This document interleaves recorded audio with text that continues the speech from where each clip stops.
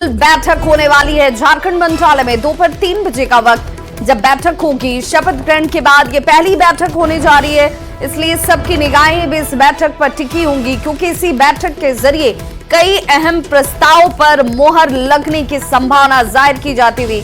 तो झारखंड मंत्रालय में कल 3 बजे यह बैठक होने वाली है। गिरिडीह से जेएमएम विधायक सुदिव्य कुमार सोनू ने मंत्री पद की शपथ ले ली। विधायक सुदिव्य कुमार सोनू ने मंत्री बनने के बाद गिरिडीह में जेएमएम के कार्यकर्ता और नेताओं का उत्साह भी चरम पर नजर आया। लोगों में ये उम्मीद है कि अब सिर्फ गिरिडीह जिला ही नहीं बल्कि पूरे राज्य भर में विकास के काम और रफ्तार से होंगे।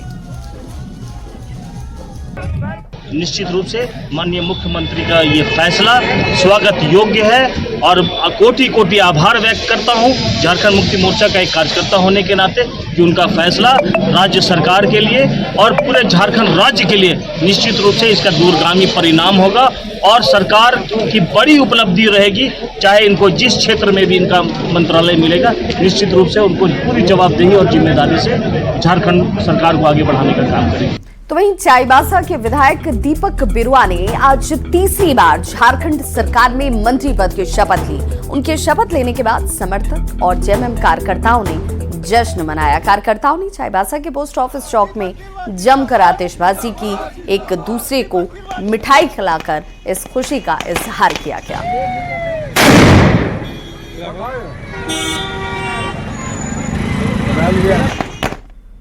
तो हेमंत सोरेन कैबिनेट में मंत्रियों के शपथ ग्रहण पर बीजेपी ने अपनी प्रतिक्रिया दी। पार्टी के प्रवक्ता ने सीधे कांग्रेस पर निशाना साधा और कहा कि कांग्रेस कोटे के मंत्रियों में सरना फेस को जगह नहीं दी गई। किताब लेकर पूरे देश में घूमते और कहते हैं कि पिछड़ों को आरक्षण मिलना चाहिए, हर एक दूसरी नौकरी पिछड़ों को मिलनी चाहिए। उनके कैबिनेट के एक्सपेंशन में आप देखेंगे 4 कांग्रेस के बर्थ में एक भी पिछड़ा नहीं है और ये सरना धर्म कोड की मांग करते हैं हमेशा, और इनके यहां कैबिनेट में कांग्रेस की तरफ से एक भी सरना मंत्री नहीं है। तो ये विरोधाभास कैसा? आप सभी वर्गों को प्रतिनिधित्व देने की बात करते हैं, पिछड़ों के हक की बात करते हैं और आपके यहां पिछड़ा ही मंत्री नहीं। तो गोड्डा से बीजेपी सांसद निशिकांत दुबे ने कांग्रेस पार्टी और विपक्ष पर गंभीर आरोप लगाया। उन्होंने आरोप लगाया कि विदेशी ताकत और सोरोस फाउंडेशन के साथ मिलकर विपक्ष देश को तोड़ना चाहता है। निशिकांत दुबे के आरोप के बाद जमकर हंगामा हुआ। आनंद मटोले जो सर्जिल इमाम को फंड कर रहा था, उससे आपका क्या संबंध है? इल्हान उमर, रोहित खन्ना और बारबारा अली जिन्होंने की माननीय प्रधानमंत्री के कार्यक्रम का विरोध किया यूएस में, उसके साथ आपने मीटिंग की। जो खालिस्तान बनाना चाहता है, जो कश्मीर को अलग करना चाहता है, उसके साथ आपके क्या संबंध है? इसी तरह से सोरोस ने पीएम मनमोहन सिंह के साथ मीटिंग की, पीएम मनमोहन सिंह के साथ मीटिंग की, पीके नेहरू की वाइफ के साथ उसके क्या संबंध है? खबर रांची से, जहां सेंट्रल यूनिवर्सिटी की छात्रा से छेड़खानी के मामले में सामने आने के बाद अब यूनिवर्सिटी के छात्र गोलबंद नजर आए। नाराज छात्रों ने यूनिवर्सिटी कैंपस में प्रदर्शन किया और आरोपी छात्र पर कार्रवाई की मांग की।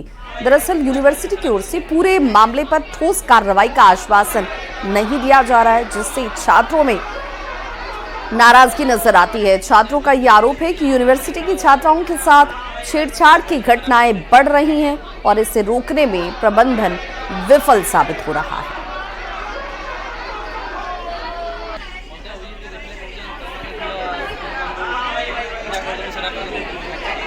धनबाद में निगम ने सड़क के किनारे अतिक्रमण पर बुलडोजर चलाया और अवैध दुकानों और ठेलों को सड़क से हटा दिया गया।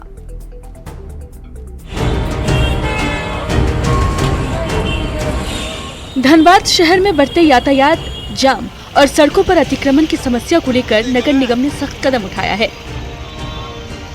निगम ने सड़क किनारे अतिक्रमण करने वाली दुकानों पर कार्रवाई की। दुकान के ठेले और सामान को जब्त किया गया ताकि सड़क पर जाम की समस्या को रोका जा सके।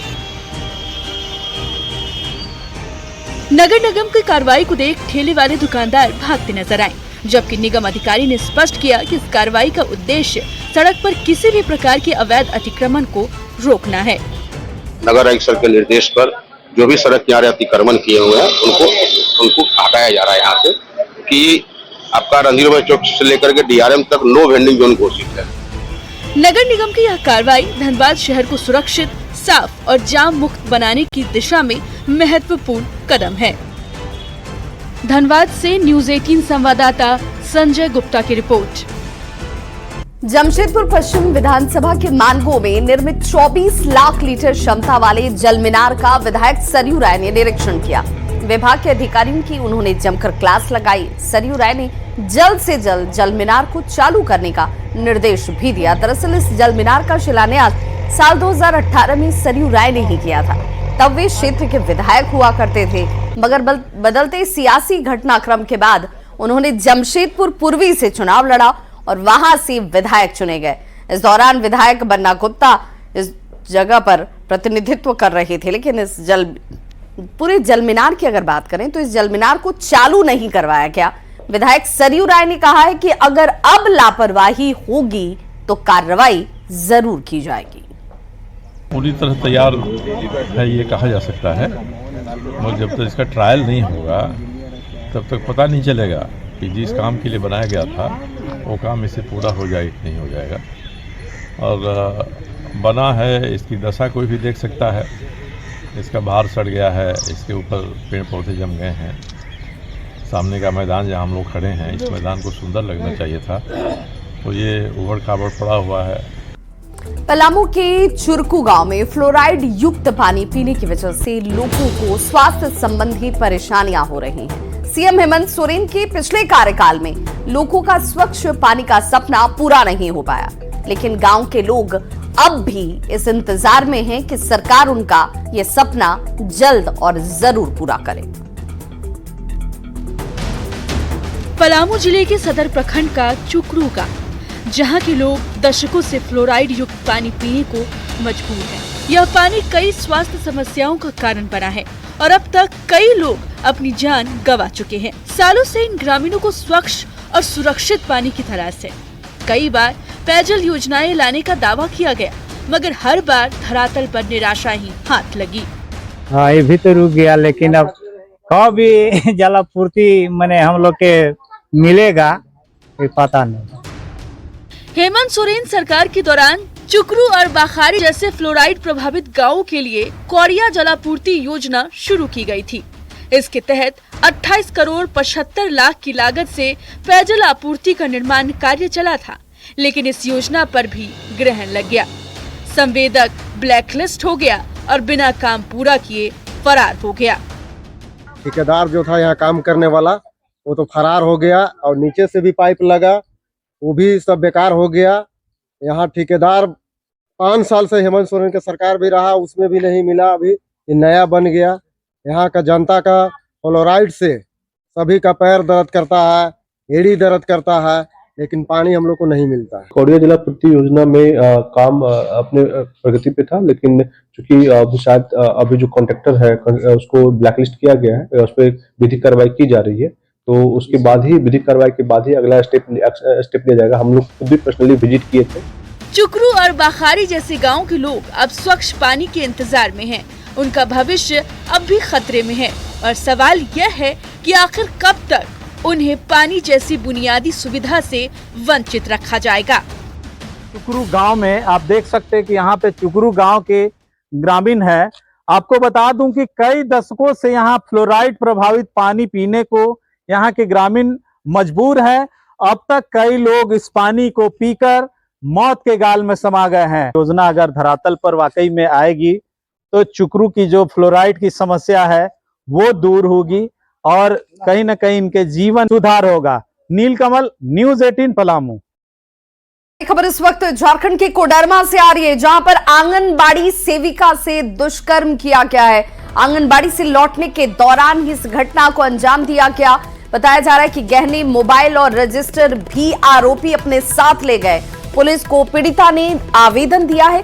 आरोपी हालांकि अब तक पुलिस की गिरफ्त से बाहर बताए जा रहे हैं। पीड़ित की फिलहाल मेडिकल जांच जो है वो करवाई जा रही है।